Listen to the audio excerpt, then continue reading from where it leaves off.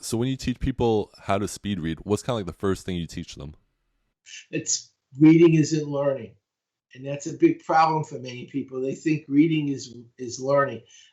If everybody who read a book got an A, it would be learning. But that isn't what happens. You can read a calculus book, memorize the equations, and fail the test. And I think some of our audiences experienced some of that joy.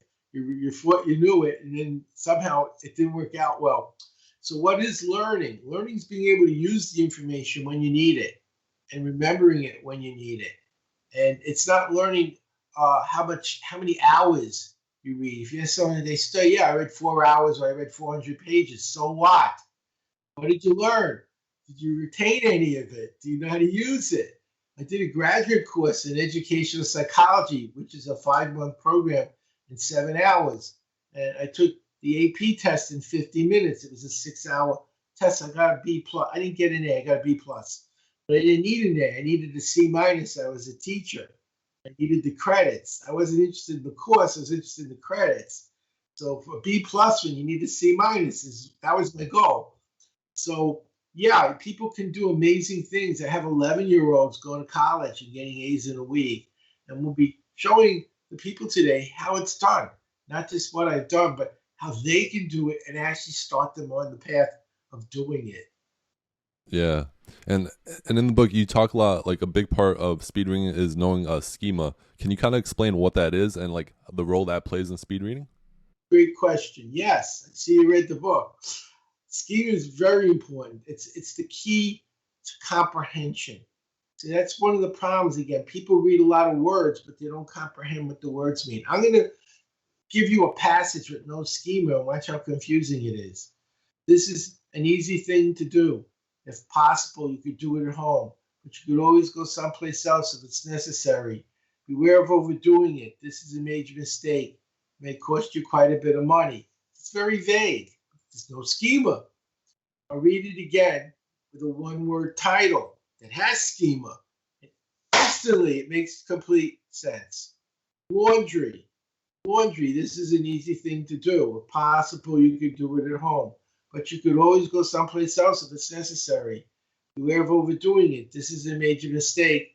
It may cost you quite a bit of money. Totally makes sense. So by teaching people where these clues are, how to find them, it's like a decoder ring. You go 2, 3, 4 times faster. Even in very technical material, you're actually understanding better the slowest speed. And yeah, I like the example you give in your book. Kind of schemas, kind of like information people might already know. Like the example you give is like if you're reading a book about biology and you're a biologist, you're gonna be able to read that book faster because you have already a lot of background information. But if you're Yeah, like a finance person, that book is gonna be a lot harder to speed read than someone else that doesn't know as much about that topic.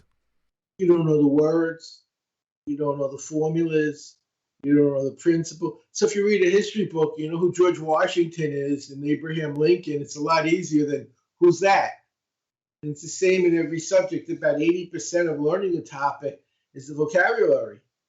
And so when we start for the first time, we have a blank slate.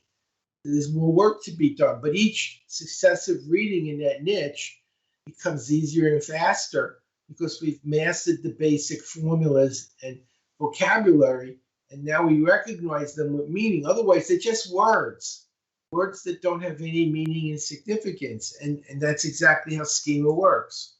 Yeah, and I've noticed personally, like I've been able to read business books faster because it's kind of a repetition of like the same kind of scientific examples. Like they always give like the marshmallow test or something else. And it's like, oh, I've read about this before. I kind of just like skim through it and I get basically the gist of it while having to spend time and reading it slowly.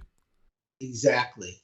And that's a very good strategy you're using. It's ironic, but most people slow down in familiar material because it's comfortable. If you're in a chemistry book and you're struggling and you get a chapter that was interesting and easy, are you in a hurry to go to the next struggle or stay in the comfort zone? And so, as a learner, you have to have the realization that it's a better strategy to go into the new material you don't know that you actually have to learn than waste your time on what you know already, which is comfortable. And what you're really doing is burning time. The time you had to learn what you needed and didn't know already. And then they don't have enough time to learn it because they wasted all that time.